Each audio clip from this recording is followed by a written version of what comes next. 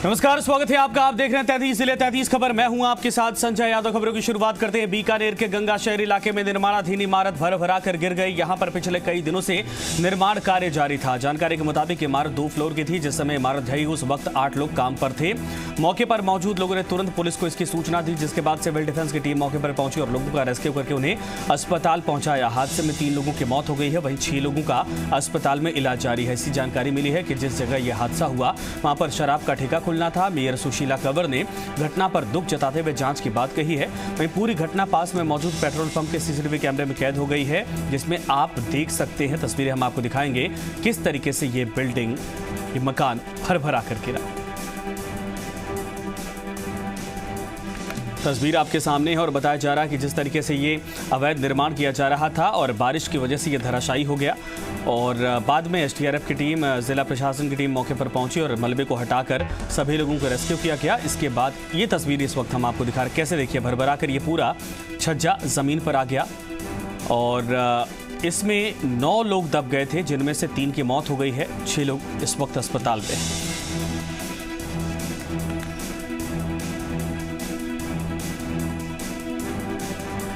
दो तस्वीरें इस वक्त आपको दिखा रहे हैं। ये तस्वीर आप देख रहे हैं, ये सीसीटीवी कैमरे में कैद हुई है पूरी तस्वीर, जो धराशायी हुआ है मकान। और इसी में ये निर्माण कार्य चल रहा था। बताया जा रहा है कि इसमें 9 मजदूर काम कर रहे थे और जिनमें से 3 की मौत हो गई है। 6 अभी जिंदगी और मौत के बीच में जूझ रहे। हालांकि रेस्क्यू करके मलबे को हटाकर इन सभी को निकाल लिया गया है।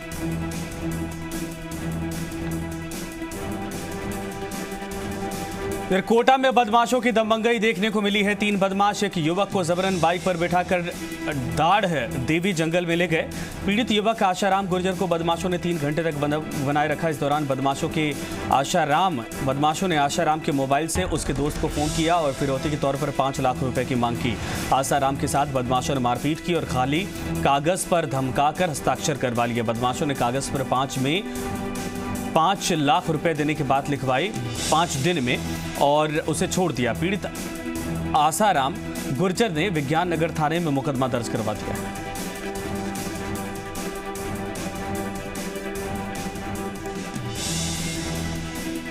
सीकर के नीमका थाना सदर थाने के हेड कांस्टेबल पूर्णाराम को 9,000 की रिश्वत लेते रंगे हाथों गिरफ्तार किया गया। सीकर भ्रष्टाचार निरोधक ब्यूरो के एएसपी जाकिर अख्तर ने बताया कि सदर थाने के हेड कांस्टेबल पूर्णाराम ने परिवादी से एक दर्ज मामले में आरोपियों की संख्या कम करने की एवज में घूस की मांग की थी, जिसमें आज 9,000 की रिश्वत लेते रंगे हाथों आरोपी को गिरफ्तार किया गया है।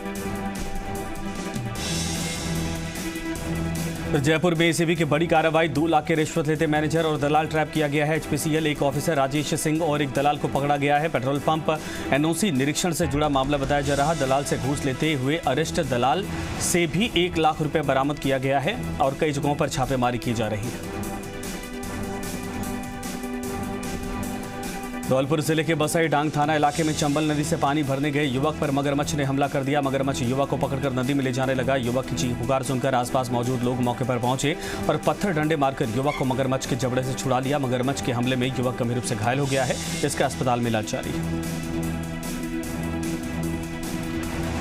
जोधपुर सेंट्रल जेल में मोबाइल फोन मिलने का सिलसिला थमने का नाम नहीं ले रहा है। जेल में तलाशी के दौरान बंदियों के पास एक मोबाइल फोन बरामद हुआ। जेल प्रशासन ने मोबाइल बरामद करके इस संबंध में 3 कैदियों के खिलाफ नामजद रिपोर्ट दर्ज करवाई है। रातानाड़ा थाना पुलिस ने मुकदमा दर्ज करके जांच पड़ताल शुरू की। रातानाड़ा थानाधिकारी लीला राम ने बताया कि जेल प्रशासन की ओर से जेल में तलाशी ली गई। तलाशी के दौरान एक बैरक में मोबाइल बरामद हुआ है। जेल में जेलर के द्वारा अचानक निरीक्षण किया गया था, जिसमें संदिग्ध लगने पर चेकिंग की गई थी, जिसमें एक मोबाइल मिला है और 3 लोगों के खिलाफ नामजद रिपोर्ट जेल प्रशासन द्वारा पुलिस थाना रातानाड़ा में प्रस्तुत की गई है। हमने मुकदमा दर्ज किया, अनुसंधान कर रहे हैं।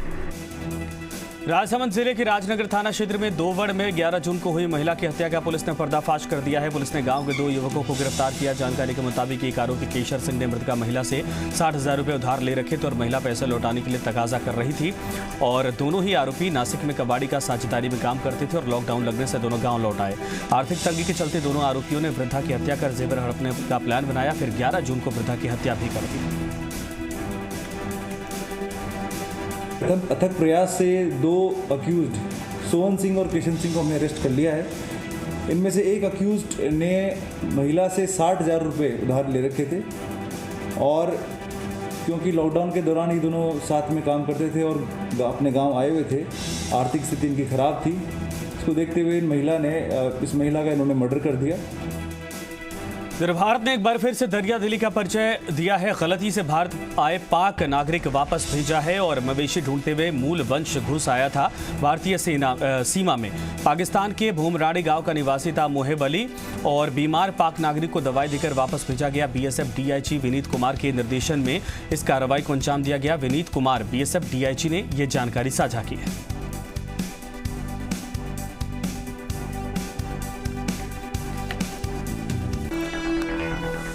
प्रदेश में वैक्सीनेशन को लेकर अभियान में तेजी लाने और जागरूकता के मकसद से मुख्यमंत्री अशोक गहलोत ने सर्वदलीय बैठक बुलाई। करीब 4 घंटे चली इस बैठक में सभी दलों के जनप्रतिनिधियों के अलावा धर्मगुरु, एनजीओ, सांसद और विधायक भी जुड़े। सर्वदलीय बैठक में मुख्यमंत्री गहलोत ने कहा कि इस आयोजन के जरिए सरकार का मकसद है जमीनी स्तर पर जागरूकता लाकर भ्रांतियों को दूर करना। इसमें सभी की भूमिका बेहद जरूरी है। मुख्यमंत्री गहलोत ने कहा कि अभी राजनीति का समय नहीं है। राजनीतिक कार्यकर्ता नहीं बल्कि सामाजिक कार्यकर्ता बनकर काम करना है। इंसान बचेगा तो हम राजनीति कर पाएंगे। बैठक में सीएम ने कहा कि आदिवासी इलाकों में जागरूकता जरूरी है। ऐसी पंचायती जहां वैक्सीनेशन को लेकर अच्छा काम होगा वहां अलग से बोनस बजट की घोषणा की जाएगी। मुख्यमंत्री अशोक गहलोत ने कहा धार्मिक स्थल खोलने को लेकर भी जल्द फैसला किया जाएगा। राजस्थान विधानसभा के अध्यक्ष डॉक्टर सीपी जोशी ने कहा वैक्सीनेशन को लेकर भ्रांतियों को दूर करने और अभियान में तेजी लाने के लिए राजनेताओं और धर्मगुरुओं की भूमिका बहुत महत्वपूर्ण है। बैठक के दौरान स्वास्थ्य मंत्री वैक्सीनेशन प्रक्रिया और उपलब्धता पर सवाल उठाए तो उप नेता प्रतिपक्ष राजेंद्र राठौड़ ने चिकित्सा मंत्री डॉक्टर रघु शर्मा पर निशाना साधते हुए कहा कि हमें उम्मीद थी कि आप वैक्सीनेशन का रोड मैप बताएंगे, लेकिन आपने पूरी गाथा गा दी। वैक्सीनेशन में हम सरकार के साथ। निःशुल्क वैक्सीनेशन देश में होगा, ये घोषणा प्रधानमंत्री जी ने करी है और संदेश में। इसका मतलब है कि जो थर्ड ट्रायल चल रही है 2 साल से लगा के 18-17 साल तक के बच्चों के लिए भी, वो ट्रायल भी हम सुनते हैं महीना भर में शायद पूरी हो जाएगी। कि तमाम इवन जीन सीक्वेंसी होती है उसमें भी प्रारंभ हो गया राजस्थान के अंदर। हमें गर्व होना चाहिए कि जो देश में 10 जगह होता है जिससे कि मालूम पड़ता है कि वेरिएंट कब चेंज हुआ, किस तरह का है, उसका काम भी राजस्थान में एसएमएस में होने लग गया है। भी सरकार का सहयोग पूरी मीडिया को करना चाहिए। ईमानदारी इसके अंदर है कि खाली आलोचना करके हम डिमोनलाइज करें, उसकी बजाय मीडिया को भी चाहिए वो अपने धर्म समझ करके मीडिया भी पॉलिटिकल पार्टी के साथ आए, कमी बेची बताएं, कोई दिक्कत नहीं। हम तो स्वागत करेंगे उनका भी, चाहे वो भास्कर के लोग हो चाहे कोई हो। उनके क्रेडेंशियल्स को वेरीफाई कौन करे? हमने एम्बेसी से कांटेक्ट किया लेकिन उसमें सफल नहीं हो पाया। तब जाके हमने सुप्रीम कोर्ट का दरवाजा खटखटाया। लेकिन वैक्सीन का इतिहास है देश में। आज तक आजादी के बाद जितना वैक्सीनेशन हुआ वो सब भारत सरकार ने उसका खर्चा वहन किया। वैक्सीन उपलब्धि भी भारत सरकार ने कराई। राज्यों ने तो सिर्फ वैक्सीन लगाई है। ये पहला दौर था जब एक एज ग्रुप विशेष के लिए ये कहा गया कि राज्य लगाएंगे। ऐसी परिस्थिति में जब वैक्सीन देश में उपलब्ध नहीं, पैसा देने के बावजूद ग्लोबल टेंडर हमारा फेल हो गया, तब हमने सुप्रीम कोर्ट में का दरवाजा खटखटाया। ये जो वैक्सीनेशन का कार्यक्रम है इसमें भी जैसे जैसे भी आपकी गाइडलाइन सरकार की होगी उसमें हमारे तरफ से जो भी ग्रामीण लेवल के ऊपर जो जनप्रतिनिधि हैं, शहरों में जो वार्ड पार्षद हैं, उनको सब हम ड्यूटी लगाएंगे और ड्यूटी लगा करके जो व्यवस्थाएं जो सरकार की गाइडलाइन है उसके मुताबिक बनाने में हम सब लोग सहयोग करेंगे। इसी आशा और विश्वास के साथ ये सरकार बहुत अच्छा कर रही है, आगे भी अच्छा करेगी और हम सब मिलकर के सरकार का सहयोग करेंगे। निश्चित तौर पर आपने कहा, मैं उन बातों पर जाऊंगा तो बात आगे बढ़ेगी, परंतु अब दूसरी लहर थमने लगी है, हमारे सबके लिए संतोष की बात है। परंतु इसके साथ ही ये भी सही बात है कि एम्स में डॉक्टर गुलेरिया ने और गृह सचिव अजय भल्ला जी ने जो कहा कि अगर इसी प्रकार की व्यवस्था रही तो तीसरी लहर की संभावना से हम बच नहीं सकेंगे। इसके बचाव के लिए टीकाकरण आवश्यक है। तो मेरा आपसे निवेदन है कि आज भी आपने लंबी चौड़ी अभी बात कही कि टीकाकरण की दृष्टि से राजस्थान ने कई कदम आगे बढ़ाए। मैं निश्चित तौर पर जहां टीकाकरण होता है उसके लिए धन्यवाद ही दूंगा, पर आज भी प्रति लाख की दर से 1 लाख के अंदर जो टीकाकरण होने वालों की संख्या उसके अंदर वो नीचे से तीसरे नंबर पर है। 14,842 लोग टीकाकृत हुए हैं। जब तक ये संख्या 60% नहीं पहुंचेंगे हम अपने आप को सुरक्षित महसूस नहीं करेंगे। आज नेता प्रतिपक्ष गुलाब चंद कटारिया सीकर पहुंचे, जहां पर उन्होंने पार्टी कार्यालय में जिला पदाधिकारियों की बैठक ली। इस दौरान गुलाब चंद कटारिया ने राज्य सरकार पर विफलता का आरोप लगाते हुए कहा कि सरकार की ओर से पिछले 15 महीने से केवल वीसी हो रही है और आगे भी वीसी होती जाएगी, और जिस प्रकार से सरकार ने 1 साल बर्बाद किया, अब वापस उसी तरीके से हालात हो चुके हैं, जिसके चलते प्रशासनिक ढांचा कमजोर हो चुका है। इसका खामियाजा जनता को उठाना पड़ रहा है। वहीं प्रदेश बीजेपी मुख्यालय से वसुंधरा राजे का पोस्ट हटाने को लेकर कटारिया ने कहा कि कुछ ऐसे चालाक लोग हैं जो विषय को घुमाने के लिए ऐसा कार्य करते हैं। ये दिखाना कि पार्टी 2 हिस्सों में विभाजित हो चुकी है, यह गलत है, क्योंकि भारतीय जनता पार्टी किसी एक आदमी के भरोसे चलने वाली पार्टी नहीं।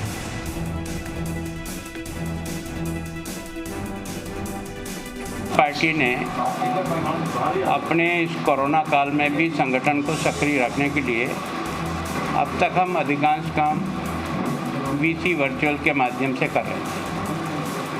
पहली बार पार्टी ने प्रदेश के विभिन्न पदाधिकारियों को जिले में जाकर के जिले के कुछ चुने हुए लोगों के बीच में जाकर के संगठन के लिए बात करी। राज्यसभा सांसद राजकुमार वर्मा ने भी कांग्रेस पर निशाना साधा और कहा कि कांग्रेस में पदों की लड़ाई चल रही है और पदों के लालसा के चलते प्रदेश की जनता पिस रही है। राजकुमार वर्मा ने कहा, प्रदेश में कानून व्यवस्था पूरी तरीके से चौपट हो चुकी है। कोरोना की दूसरी वेव के दौरान राज्य सरकार पूरी तरीके से विफल रही। वहीं बीजेपी में मनमुटाव को लेकर रामकुमार वर्मा ने कहा कि भाजपा में किसी तरह की कोई गुटबाजी नहीं है, पूरी भाजपा एक है।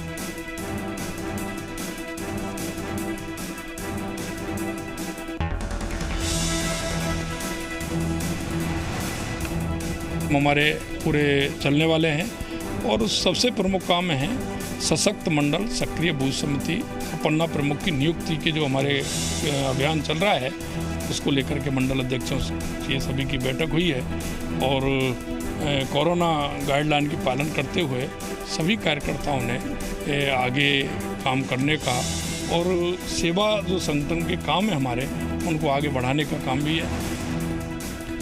बीजेपी प्रदेश अध्यक्ष सतीश पुनिया आज प्रतापगढ़ के धरियावद उपखंड क्षेत्र के दौरे पर रहे। पुनिया धरियावद विधानसभा क्षेत्र के दिवंगत विधायक गौतम लाल मीणा के घर पहुंचे, जहां पर उनके पुत्र कन्हैया लाल मीणा सहित परिवारजन को ढांढस बधाया। इसके बाद सतीश पुनिया ने धरियावद में पार्टी कार्यकर्ताओं और पदाधिकारियों से मुलाकात की। मीडिया से बातचीत के दौरान पुनिया ने राजस्थान में जारी सियासी घमासान पर कहा कि प्रदेश में सचिन पायलट और अशोक गहलोत की लड़ाई का कांग्रेस को नुकसान हुआ है।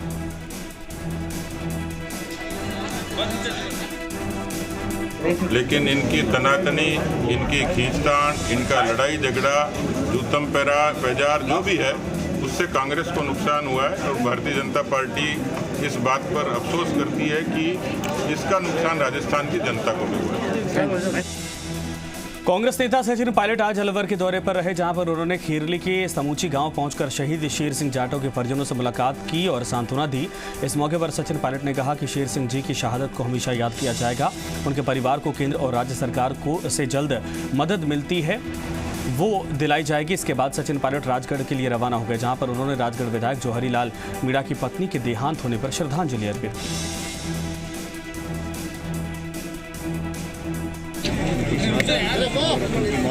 दुख है और देश के बीजेपी अल्पसंख्यक मोर्चा लगातार मुस्लिम समाज के ज्यादा से ज्यादा लोगों को बीजेपी से जोड़ने की कवायद में जुटा है। इसी नजरिए से मुस्लिम समाज में मैसेज देने के लिए मोर्चे ने समाज के 3 बड़े चेहरों का अभिनंदन किया। प्रदेश बीजेपी कार्यालय पर हुए स्वागत कार्यक्रम में चौथी बार दरगाह कमेटी के अध्यक्ष बने अमीन पठान, नायब सदर बने मुनव्वर खान और अल्पसंख्यक मोर्चा के राष्ट्रीय उपाध्यक्ष नियुक्त किए गए एच खान का इस्तकबाल किया गया।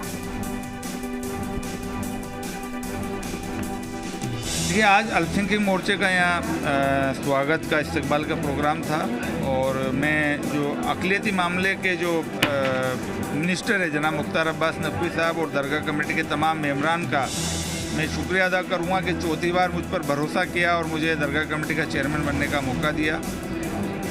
पूरी भारत सरकार को, हमारे और मंत्री जनाब मुख्तार अब्बास नकवी साहब को, भारतीय जनता पार्टी के पूरे संगठन को, प्रदेश के और राष्ट्र के, कि मुझ पर भरोसा किया।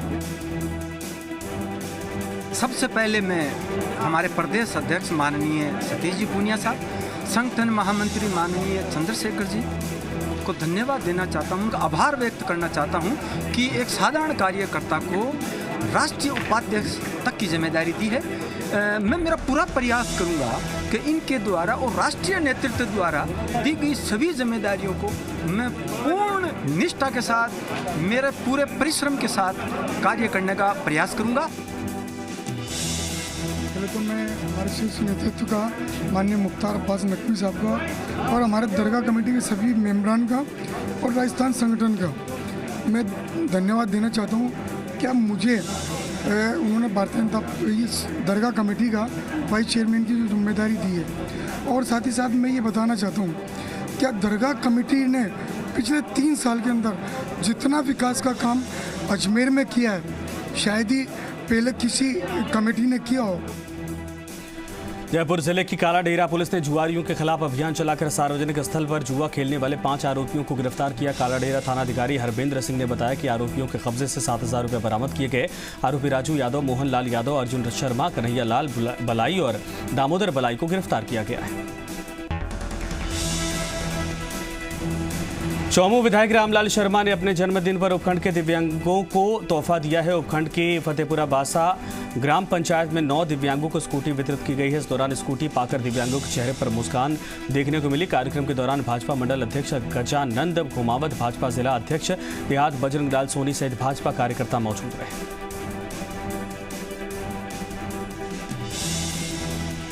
राजस्थान अनलॉक के बाद जयपुर शहर में बड़ी संख्या में लोग यात्रा के लिए निकल रहे। राजधानी जयपुर के सिंधी कैंप बस स्टैंड पर 75% यात्री पहुंचे। सिंधी कैंप बस स्टैंड पर अधिकारियों और कर्मचारियों की लापरवाही के चलते बस स्टैंड पर बिना मास्क यात्री और बच्चे देखे जा रहे हैं।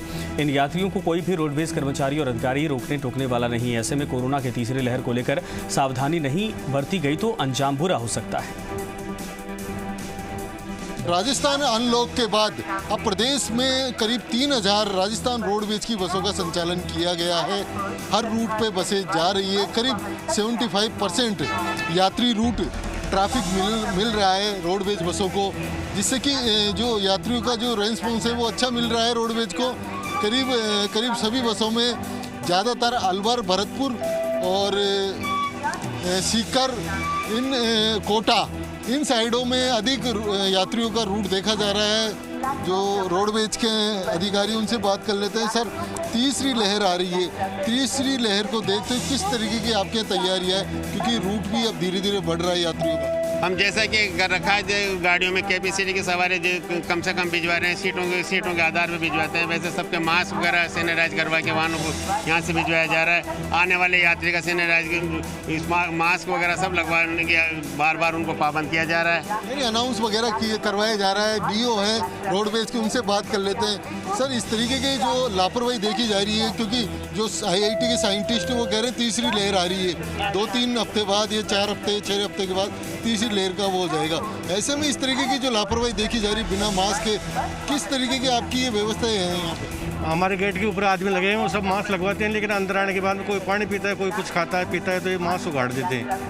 ऐसे में ज़रूरत है तो और सख्ती बरतने की, जिससे कि हम तीसरी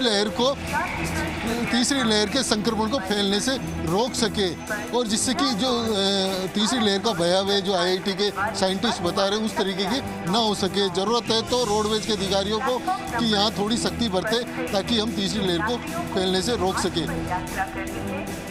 दामोदर प्रसाद, जी मीडिया, जयपुर। जोधपुर में वीकेंड लॉकडाउन के बावजूद भी लोग हैं आम दिनों की तरह घूम रहे हैं। पुलिस प्रशासन बिना मतलब के घूम रहे लोगों के वाहनों के चालान बना रही। बेपरवाह नजर आ रहे लोगों को कोरोना गाइडलाइन की पालना करवाने के लिए जोधपुर कमिश्नरेट पुलिस ने जगह जगह नाकाबंदी करके बेवजह घूमने वालों के चालान बना रही। ऐसे में एक नाके पर जी मीडिया ने जायजा लिया और थानाधिकारी पंकज राज माथुर से बातचीत की। राज्य सरकार ने कोरोना की तीसरी लहर को रोकने की दिशा में जिस तरह के कदम उठाए थे और कोरोना वीकेंड लॉकडाउन जो रविवार का रखा है, इस सब के बावजूद भी लोग मान नहीं रहे और लोग सड़कों पर बेफिक्र होकर निकल रहे। हालांकि पुलिस प्रशासन अपनी तरफ से पूरी तरह से प्रयास कर रहा है, लेकिन लोग हैं कि अभी भी इस मामले को गंभीरता से नहीं ले रहे। जिस तरह से लोग सड़कों पर निकले, आप देख सकते हैं कि रविवार का दिन है, वीकेंड लॉकडाउन है, उसके बावजूद भी हालांकि राज्य सरकार ने सिर्फ मेडिकल और इमरजेंसी सेवाओं को छूट दी है, लेकिन जिस तरह से लोग गाड़ियों में घूम रहे हैं, ये चिंता का विषय है। शास्त्रीनगर थानाधिकारी पंकज राज जी, किस तरह से लोग आज वीकेंड लॉकडाउन की कई लोग देखते जा रहे हैं जो अवहेलना करते नजर आ रहे हैं? काफ़ी सारे लोग हैं जो इस समय यहाँ पर सड़कों पर गाड़ियाँ लेकर के बाहर निकले हुए हैं।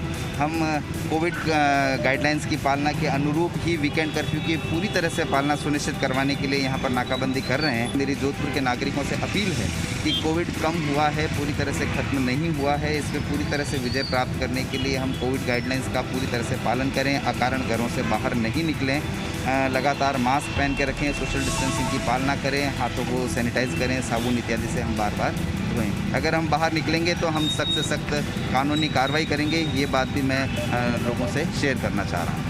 बिल्कुल देखा आपने जिस तरह से पुलिस ये बिल्कुल मुस्तैद है, रोकने में लगी हुई है, लोगों को समझाइश करने में लगी है, लेकिन लोगों की जागरूकता और सहभागिता होनी आवश्यक है, तभी कोरोना की तीसरी लहर पर काबू पाया जा सकेगा। अन्यथा यह कोई ज़रूरी नहीं है। जिस तरह से एम्स के डॉक्टर गुलेरिया ने कहा है कि 8 से 6 हफ्तों के बीच में कभी भी तीसरी लहर फैल सकती है लोगों की लापरवाही के कारण में। ऐसे में लोगों को जागरूक होना आवश्यकता है और जी मीडिया भी यही अपील करता है कि लोग कोरोना गाइडलाइन की पालना करें ताकि तीसरी लहर फैलने से रोका जा सके।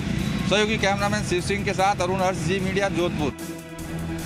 फादर्स डे के मौके पर जयपुर में कई कार्यक्रम के आयोजन किए गए। इसी कड़ी में पहला राष्ट्रीय संस्कृत कवि सम्मेलन का आयोजन किया गया, जहां पर जानकी माँ धरती है तो पिता आसमान है की थीम पर देश भर के कवियों ने भाग लिया। इस दौरान प्रशासक राजस्थान संस्कृत अकादमी और संभागीय आयुक्त दिनेश कुमार यादव ने अपने भावपूर्ण वक्तव्य में बातें प्रकट की। इतना मया गवेशिता, यह तय करके मैंने खूब खोजे अपने रास्ते। बहुशो भ्रांत्वा भ्रांत्वा यम यम चाहम चिनोमि पंथानम, सोयम सोयम पूर्वम क्षुण्णस्त्वयेति च विस्मितोस्मि। बहुशो भ्रांत्वा भ्रांत्वा यम यम चाहम चिनोमि पंथानम। नाहरगढ़ वन्यजीव अभयारण्य की दशा आज किसी कूड़ेदान से कम नहीं रह गई है। होप एंड बियॉन्ड संस्था की ओर से अभयारण्य के हालात सुधारने के लिए काम किया जा रहा। संस्था की ओर से पिछले 4 सप्ताह से चलाए गए सफाई अभियान में काफी कचरा अभयारण्य से हटाया गया है। वन विभाग एवं होप एंड बियॉन्ड संस्था के संयुक्त तत्वाधान में चलाए जा रहे इस अभियान का उद्देश्य नाहरगढ़ को साफ सुथरा वन क्षेत्र बनाना है।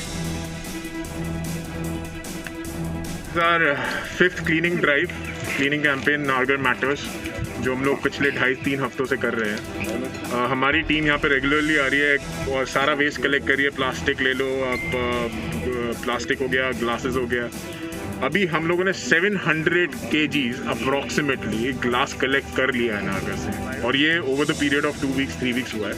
लेकिन अगर देखा जाए तो जहाँ पे हम लोग क्लीन करके जाते हैं वहाँ पे वापस से ग्लास मिलते हैं हमको। नेक्स्ट ड्राइव पे हम आते हैं, we can see the glasses again. तो फिलहाल इस बुलेटिन में इतना ही, लेकिन तमाम खबरों के लिए बने रहिए जी राजस्थान के साथ।